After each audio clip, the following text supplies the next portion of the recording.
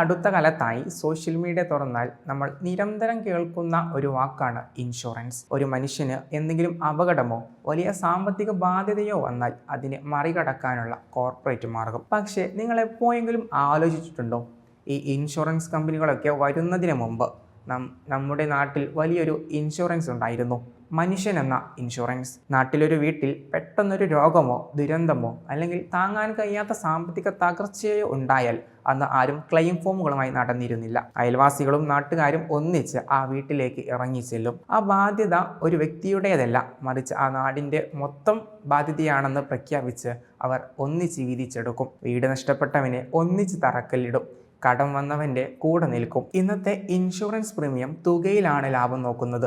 എന്നാൽ അന്ന് നമ്മുടെ പൂർവികർ പരസ്പരം നൽകിയ ഇൻഷുറൻസ് കരുണയിലും മമതയിലും അധിഷ്ഠിതമായിരുന്നു. കോർപ്പറേറ്റുകളുടെ സുരക്ഷിതത്വത്തേക്കാൾ എത്രയോ മുകളിലാണ് മനുഷ്യർ പരസ്പരം തീർക്കുന്ന ഈ സ്നേഹത്തിൻ്റെ പ്രതിരോധ കോട്ടകൾ.